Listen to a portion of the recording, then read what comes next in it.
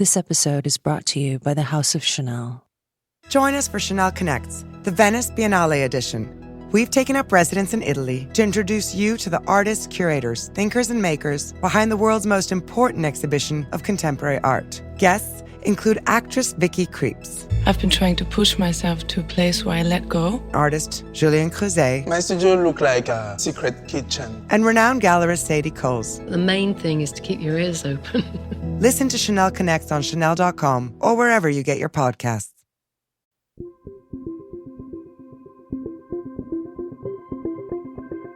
And then she said, well, are you going to come straight over?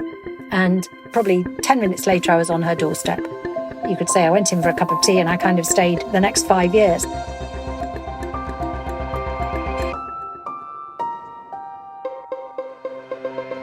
I'm Kate Brown, and this is The Art Angle, a podcast from ArtNet News, where the art world meets the real world, bringing each week's biggest story down to earth. Despite being among the celebrated surrealist artists of the last century, the British-born Leonora Carrington is still overlooked as compared to her male counterparts, some of whom were close friends and collaborators. One surrealist was her husband for a time, the famous painter Max Ernst. But over the years, more and more people are coming to know Carrington's work, and the 2022 Venice Biennale was named after one of Carrington's books, The Milk of Dreams. About The Milk of Dreams, curator Cecilia Alemani said that it describes a magical world where life is constantly re-envisioned through the prism of the imagination, and where everyone can change, be transformed, and become something or someone else. This kind of a liberated self was a cornerstone of Carrington's outlook on the world, and a key to understanding the fascinating images she created. Her life story is one of world building. Dissatisfied with her well-to-do family's vision for her future, Carrington sought freedom through boundary-pushing art. She wanted more than her upbringing could ever bring her. After being kicked out of schools, she eventually fell in with the Surrealists in Paris in the 1930s, who shared her thinking about art making and also how to live. But a dark era was dawning in Europe, and Ernst was arrested. Carrington ended up in a mental asylum where she underwent a brutal treatment. And so she left Europe, her family, and everything behind her, and eventually landed in Mexico, where she found that liberation that she was searching for. She'd spend the rest of her days there, and she would become a national treasure. And in many ways, she never looked back. Well, that's not entirely true. What you'll find if you look at Carrington's paintings is a constant haunting from her past, her childhood and youth, and the rooms and spaces and landscapes of Europe. Though totally estranged for decades from her family in Europe, one day, one family member came knocking on her door. It was a cousin, Joanna Moorhead, who had heard by a fluke about Carrington and went and tracked her down in Mexico City. Moorhead, who's a journalist whose writing has appeared in The Guardian and The Observer, among other titles, came to know Carrington very well over long nights and days of talking, and she wrote a book in 2017 called The Surreal Life of Leonora Carrington that chronicles her relationship with her cousin and her cousin's life and achievements in art. Moorhead has returned in more ways than one to Carrington's world since the artist died in 2011. Her newest book, out on August 22nd, delves into those spaces that defined Carrington's life in her paintings. Called Surreal Spaces, The Life and Art of Leonora Carrington. Surreal Spaces, The Life and Art of Leonora Carrington is a result of Moore's careful study of Carrington's intricate works. Moore had actually traveled through the artist's past and into the former homes and studios in Britain, Ireland, and France, just to name a few places, as well as her final stop, Mexico City. It's a story about taking chances on life and living life deeply. I'm very pleased to be joined by Joanna to discuss the places that formed and informed the work of such an important artist. Hi, Joanna. Thanks for joining me on The Art Angle today. I'm so excited to talk about the life and legacy of Leonora Carrington. How's it going and where am I finding you today? I am in South London, where I live for much of the time. Which is one of the spaces that is explored in your new book, which we're going to be talking about today. The famous surrealist painter Leonora Carrington has become a household name for many of us, especially since the Venice Biennale last year. Curator Cecilia Alemani named her group exhibition after a children's book that Carrington had published called The Milk of Dreams. But for those listeners who may be hearing about Carrington for the first time, could you shortly describe who she was as an artist? Like, how was her writing and her work? So Leonora, as you rightly say, was a writer as well as an artist. I think it's fair to say that she was best known as a visual artist, though. And while she worked across different art forms, I think it would be fair to say that she's best known as a painter. But she was also a sculptor. She also made tapestries. She also did stage sets. And she also made masks. Like most of the great artists of the world, she did a wide range of art. But I think the thing that she's best known for is her paintings. She was born and raised in Lancashire in England, and she joined the Surrealist group in Paris just before the Second World War. And her paintings reflect very much her childhood and her early years. And so Surreal Spaces is your second book about her, and she's actually a long-lost relative of yours. The first book, The Surreal Life of Leonora Carrington, which you published in 2017, chronicles her very eventful life beautifully. But it is also a story of you actually tracking her down and getting to know this estranged family member. So I thought this would be a good place to start. How did you come to learn about who she was, and how did you find her? When I was a child in Lancashire, growing up, I was aware that there'd been somebody in my father's family who disappeared and there'd been some kind of scandal. I knew it was a woman. I knew she was called Prim, and I knew she'd gone. And I knew something rather thrilling had happened, but it was very difficult to find out what. So fast forward like 3 decades, I'm living where I live now in South London, raising my 4 daughters. And I went to a little party organised by another parent in the class with a child in the same class as one of my girls. So it was nothing arty, nothing grand, nothing kind of, inside art world type party. But there was one person at this party who was not a parent with a child in my child's class. And I found myself talking to her, and she told me that she was a Mexican art historian. We had a brief conversation, but as I was turning away from her, I remembered that this character Prim from my dad's family who disappeared, that the only 2 things I'd really been able to glean were that her story involved art and that she'd ended up going to Mexico.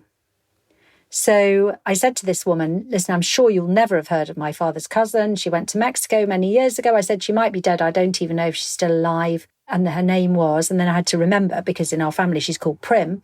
And I said Leonora Carrington. And this woman was astonished and couldn't believe that I knew so little about a woman who she told me was a national treasure in her country and maybe the most famous living artist at the time in Mexico. So obviously then I was amazed at that because that certainly wasn't the story I'd heard about. And this woman, through the evening, she kept saying to me, if Leonora Carrington's your cousin, you must go and find her. And it just really impressed itself on me. When I went home, I Googled her paintings. I found out quite a lot about her story and also looked at examples of her work online. I was astonished myself that I suppose that I hadn't known more about her. And then a few weeks later, completely out of the blue, an opportunity came along to go to Mexico, which was in itself astonishing because I'm not a travel writer. And I was no way expecting to go to Mexico. Most of my journalism was done from my desk right here, not travelling around the world. But she'd sort of got under my skin somehow, the story, and I just knew that I wanted to go and meet her. So I went to Mexico and I got in touch with her through her gallery in Mexico City. The gallerist had gone to have tea with Leonora and she'd said, your cousin's going to be in Mexico City anyway, which obviously wasn't true. I was going out of my way to go to Mexico City to meet Leonora because the story was on the coast, at a hotel on the coast that I was going to write about. And the word came back that if I was in town anyway, just give her a ring. If she's feeling up to it, you go for a cup of tea. So on the first morning, I did call her at 10:01 because the gallerist had said that she took calls after 10 a.m. And she basically said, she said 2 things that I thought were very significant. She said, I've been waiting for you to call, which I thought was odd because it was 10:01. And then later I came to think maybe what she meant was she'd been waiting for somebody from her family to call. And then she said, well, are you going to come straight over? And probably 10 minutes later, I was on her doorstep. You could say I went in for a cup of tea and I kind of stayed the next 5 years. I obviously wasn't with her for 5 years, but she lived another 5 years. By the end of that day even, I knew that this was somebody I wanted to spend a lot of time with and that she had a lot of things to teach me. And we just got on very well and were having a good time. So I spent all of that week with her. And then at the end of the week, I asked her if I could go back. And I found a way of doing that, which was actually curating a show of her work in England, which happened at a gallery here in England in 2010. And what that gave me was the chance to go to Mexico City twice a year for the next 4 years and spend time with her. Because at that time, in 2006, And then the show that I curated took place in 2010. At that point in Leonora's career, far less of her work was in the big public galleries. So most of it was in the hands of private collectors and dealers. And that made it quite difficult to track down her work. And what I realised early on was being in her kitchen was actually the route to finding out where the work was, because some of the work, for example, was owned by her lawyer. And of course, I got to know her lawyer because he was a friend and he'd come round. Some of the work was owned by the dentist. So being close to Leonora through those years was actually the route to also finding out the location of a lot of her work. I was working with a gallery. I was working with an art historian. We co-curated the exhibition. He was the director of the gallery.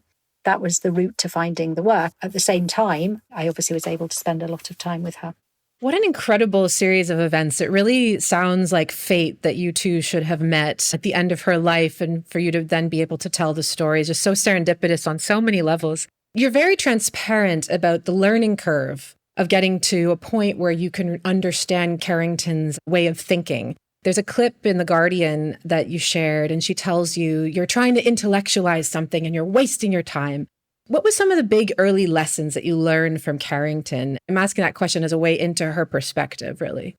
Yeah, well, you're right. I realised, as I said, that very early on that there was a lot she could teach me. When I first met her, I was in my early 40s and she was in her late 80s. So I was at that point in life where I knew I was on the edge of the second half of my life. And from a woman's perspective, I think there's a sense of things being quite different in the second half of your life. And I think that, and this is not a thing that's about men or women, it's about both sexes. We're in a society that really values youth and maybe puts less of a value on the later decades of somebody's life. And in Leonora, I could see somebody who was still living her best life in her 80s, and every day was an adventure, and she was getting the most that she could out of every day. And she was also, although she'd had this fabulously rich story in her 20s, which is, as you say, what I wrote about in the first book, although all this stuff had happened to her and she'd been at the heart of this art movement and she'd known Picasso and Dali and been the lover of Ernst and she'd known everybody who was anybody in that group.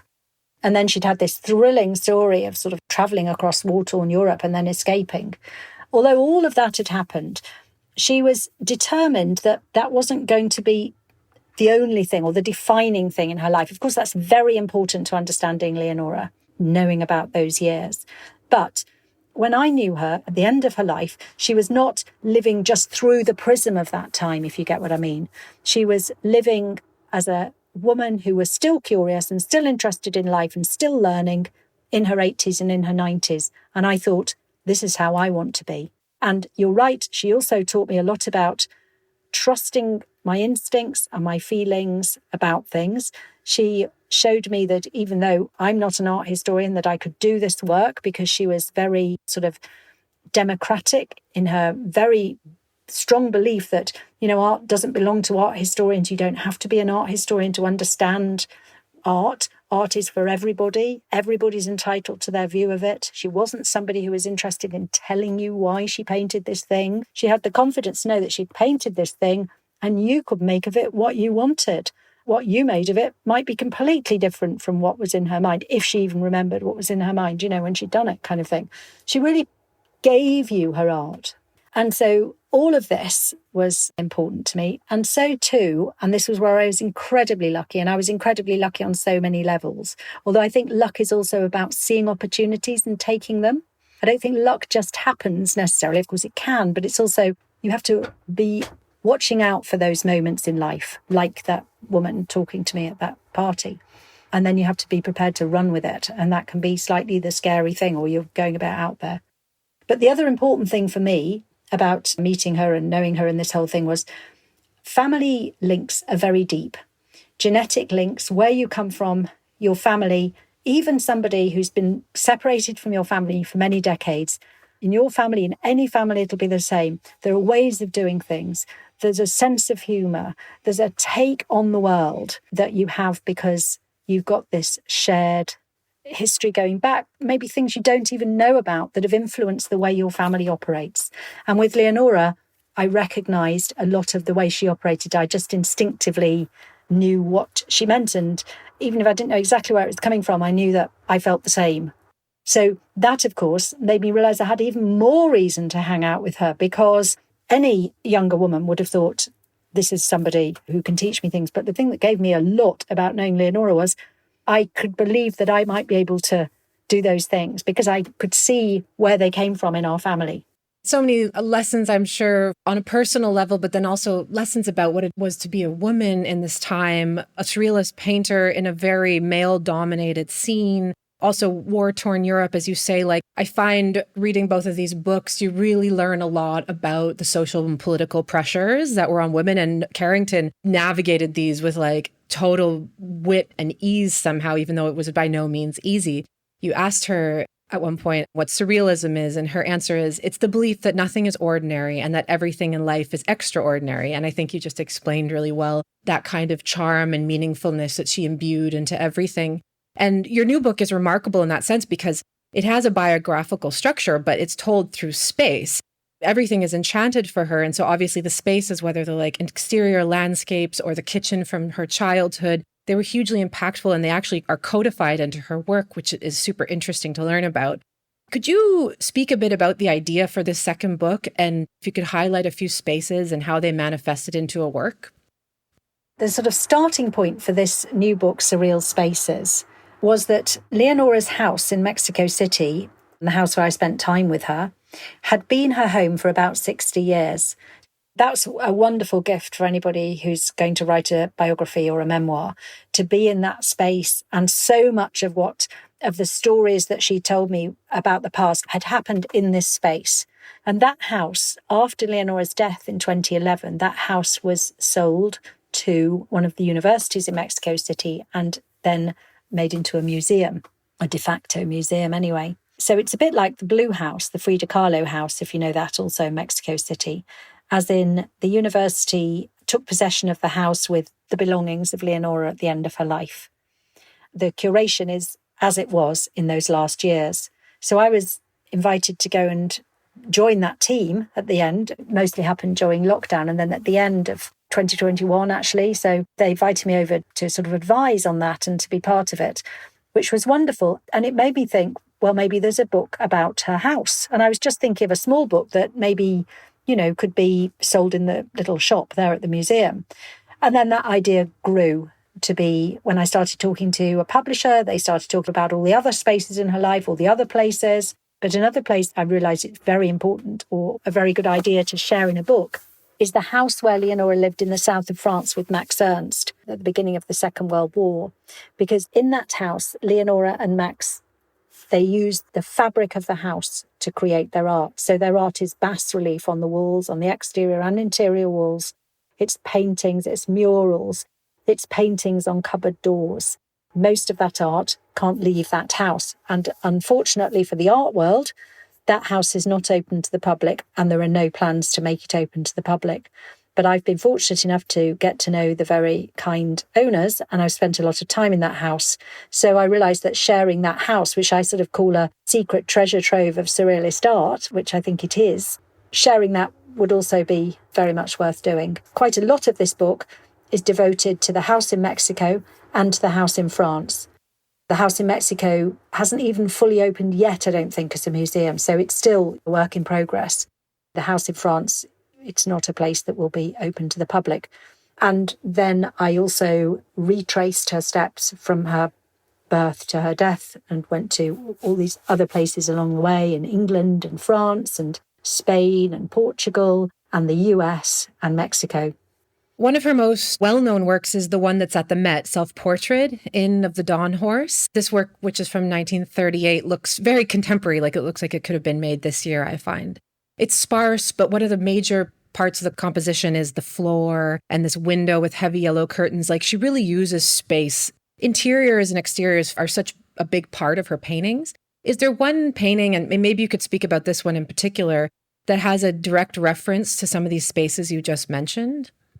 Many of her paintings, and I've chosen quite a few for the book, but there are many others as well, reference places that have been important to her. But I suppose the place that she returned to time and again as a place was Crookie Hall, the house where she grew up in Lancashire.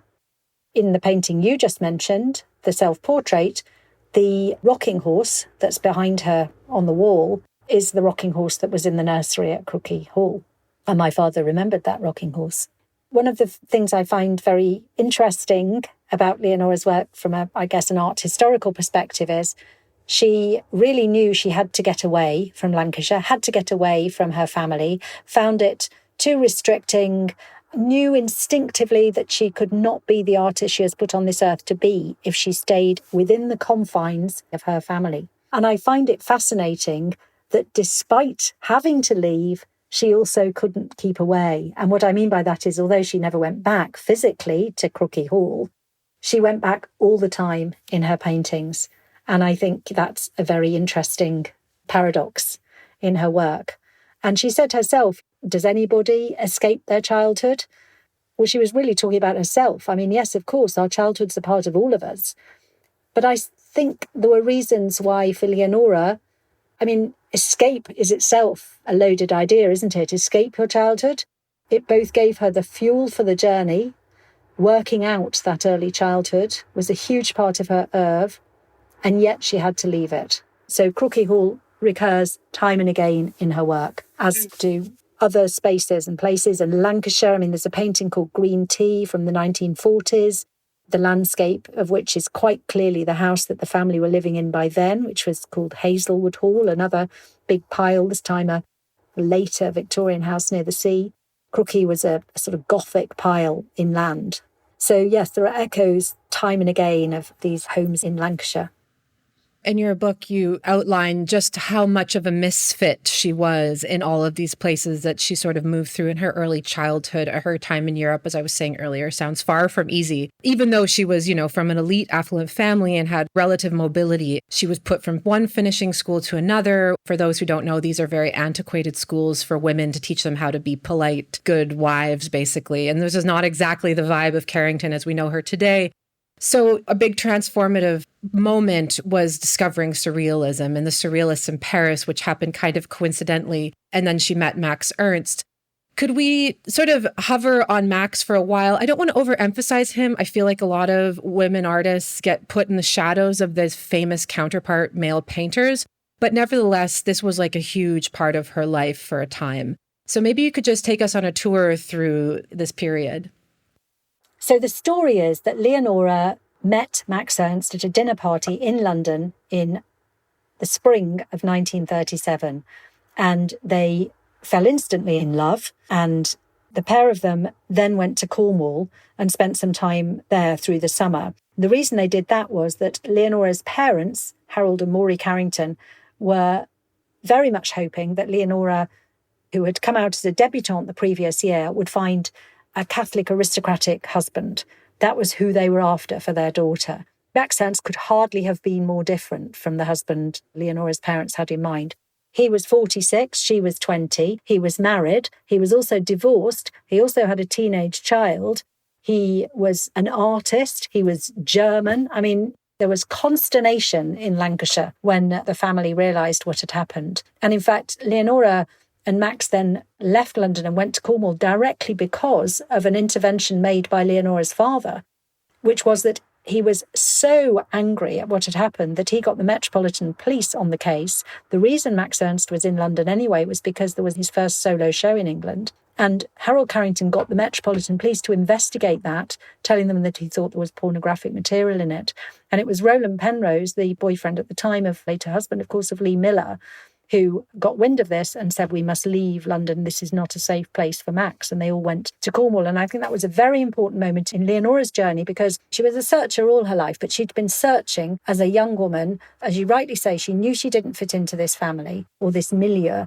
And she was looking for where she did fit in. And she'd found a lot of places in her life where she didn't fit in. She didn't fit into those convents. She didn't fit in, as you say, to the finishing schools. And in those few weeks in Cornwall, she found the people she did fit in with. They were her family, really. The surrealists. And she knew that there was a whole different way of being.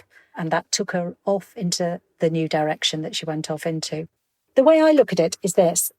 Leonora said many times to me that she owed a huge amount to Max Ernst. She basically thought she called it diseducated by those nuns. I don't think she'd have even thought the finishing schools was even on the scale of education. The nuns were the teachers at the schools. The schools she was expelled from were convent schools. Mm-hmm. The way she described it, she was diseducated. So in other words, she learnt nothing that she would think of as valuable from school. She met Max Ernst. She's still only 20. And Max Ernst has had a long time as an artist. He's 26 years older than her. And he's been part of this whole movement from its earliest days. She told me she learned a huge amount. She told me, from Max, I got my education. And I understand what you're saying about the kind of discomfort that we have about a young woman artist sort of being reflected through the prism of an older male artist. But the thing I'd say about Leonora is she moved on from Max. She didn't stay in his shadow because she learned what she needed to learn from him, and she loved him, and they had a wonderful time together. But crucially, she knew when the time came to move on, because as things played out, it became clear to her that Max Ernst would constrict her at a later stage in her life, as her family had constricted her from the beginning. And she was on a journey now to find herself and to be the best version of herself as an artist that she could be. So I think that the liberating element of it is in Leonora's own decisions. So Max gets arrested, not because of her father, luckily, but for other reasons, unluckily. And Leonora ends up in a sanatorium. War has broken out in Europe. Everything is kind of getting really crazy really fast. She ends up in an arranged marriage that she arranges herself to help get herself out of Europe. She has this time in Lisbon seeking this safe passage. I really thought this was interesting, this scene in Lisbon where all these fugitives were gathered trying to get out of Europe. And then there's kind of a break, and she ends up in New York. Max Ernst is with the famous art patron Peggy Guggenheim. Leonora has also moved on. They're all still in the same scene. And then she eventually ends up in Mexico. I'm skipping over many details of her life, but this is a podcast, not a book. But I'd love to sort of talk about the transformation between her Europe time and her post-Europe time in the Americas. Maybe we can speak about that as reflected through her work. Like, was there a transition in her work from when she had this time in New York and then ended up in Mexico City? An important thing to say is that when she was in New York in 1941 to 42, she was starting to do very interesting work. She had a gallerist at that time. You're right that all these other artists and Peggy and many of those famous names from Paris had now relocated to New York. And Leonora was kind of the flavour of the month there. People were interested in her. André Breton, the leader, so-called, of the Surrealists, was very keen on her work. There are examples of him writing how important an artist she is and is going to be. And I think New York would have been an easy place for Leonora to stay in 1942. And I think if she had stayed there in 1942, I wouldn't have been having conversations with people in this period in history about an artist they'd barely heard of, because I think she would have become much better known, because obviously New York is more a centre of the art world in the 1940s than Mexico City. Of course, there are very interesting things going on in Mexico City, and we'll come to those. So I think she started doing very interesting work in New York. But I think that the Leonora I feel I knew, the sense I get is that she wanted to play out this adventure. She wanted to play this thing to the end of the road. She'd met this Mexican. She'd pretty much decided to move on from Max Ernst. And now the Mexican was going back to his country, to Mexico City. And I think she just had to take it all the way. She had never been to Mexico. She didn't know what she was going to encounter there, but she was a complete adventurer. She was somebody who was going to find out. So one day in 1942, she and Renato Leduc, her husband, who, as you rightly say, she'd had this kind of marriage of convenience, although there was certainly a spark between them and they were not unhappy together. In fact, I think they were very happy for the time they were together. They drove down to Mexico City. That was the beginning of the whole of the rest of Leonora's life, because from then on, she would always be based in Mexico City, even though much later in her life, in her 50s and 60s and even early 70s, she would move back to the US, to New York and Chicago. And that, I think, is another interesting moment in her life. So she then lands up in Mexico City. And in the 1940s, her work in Mexico City is very much referencing back to what had happened to her in Lancashire and to things that had happened to her in Europe, as you say, at the sanatorium and at other points in that journey. And the way I sometimes describe it is, It's almost like she arrived in Mexico City with this suitcase bulging with experiences and adventures and traumas that she'd gone through. And they were going to provide the material for her art. And of course, she lands up in a Mexico City that's itself a fascinating place in terms of its art scene. And she quickly meets Frida Kahlo and gets to know the muralists. But she's come from a different tradition. And indeed, the Mexican artists were very aware of that as well, including Frida Kahlo, because part of what was going on in Mexican art at the time was about distancing itself from the European tradition. So they were on, in some ways, quite different trajectories. But Leonora, in any case, her work was going to reflect these adventures, these experiences, this separation that she'd had to go through, and these other traumatic experiences along the way. So what you find is that her work, particularly during the 1940s and into the 1950s, it's still referencing what had happened in Europe. Fascinating. You know, speaking of spaces, as you said, she lived in this house for decades. Could you describe her studio and into the 70s, 80s, 90s, 2000s? Did she paint in this one place until her end of days? She very much didn't paint in one place. She would work where she found herself. There's a wonderful quote from her friend and patron, Edward James, a surrealist patron who was also the patron of Salvador Dali and René Magritte, who became her friend and bought a lot of her work in Mexico. He spent a lot of time in the house in Mexico City, in Leonora's house, and he describes her studio, and he says, I'll just paraphrase it, but he says something like, he arrives in this studio, it's a complete tip. A cat's just had some kittens over here. There are a couple of dogs over here. There's a baby crying there. There's a pencil with no end on it and a paintbrush with one little hair on it. And he says, my heart began to swell because I knew that this was a place where great art could be produced.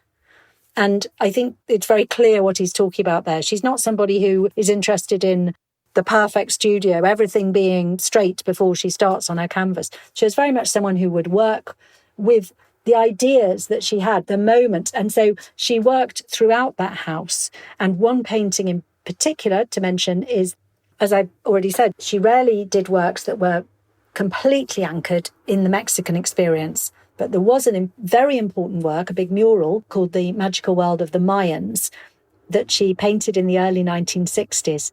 And she didn't paint that in the studio. She painted it through the middle of the house. It was obviously a big, big piece of canvas. She described it how she would paint as a younger woman when her children came along, because the biography was that she and Renato did not stay together in Mexico City, but she found herself a new husband who was a Hungarian photographer called Chiki Weiss. I met him. He was still alive when I first visited. He was a few years older than Leonora, and he died between my first and second visit.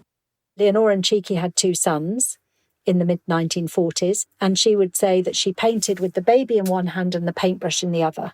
She wasn't somebody who, as I say, waited till the moment was perfect. She understood that from the mess of life comes so much creative. That's so inspiring. And in fact, as I understand, The Milk of Dreams was based on drawings that she made for her children. Is that right? And The Milk of Dreams was a book that Cecilia Alemani, as I said at the beginning, took inspiration for the Venice Biennale. Maybe that's a transition to also to talk about the Venice Biennale, which centers the sort of female mystic and mythology around the feminine figure by some readings. Did you go to this show? And what did you think of it? I did. I was there for quite a long time last year in Venice. I thought it was fabulous. I think Cecilia did an amazing job. I think Leonora would be incredibly proud to be associated with such an important moment in the Biennale's history, that the first time the Biennale has really opened itself properly to female artists and really taken them on board as central rather than just at the margins. There was some fabulous work there, many pieces that were obviously linked to Leonora's work, both at the main Biennale and also at the Guggenheim. The Guggenheim had a fabulous show. It wasn't just Leonora's work, but it was actually a brilliant example of how to best show her work. It was a really important moment, and a moment that I know she would have been very pleased about. She said, I am as mysterious to myself as I am mysterious to others, in an interview with you, I believe. And after all this research, after 2 books, do you feel that there's still something more to learn about Carrington? Do you think you'll ever fully understand this enigmatic woman? I'm sure I won't. I'm absolutely certain I won't. Do we ever fully understand or know anybody else? Do we ever fully understand or know ourselves? One thing I knew when I was spending a lot of time with Leonora was that I thought this was the golden time. And I always knew that this was the time to really enjoy being with her and to learn at her feet, or to learn from her the lessons life had taught her.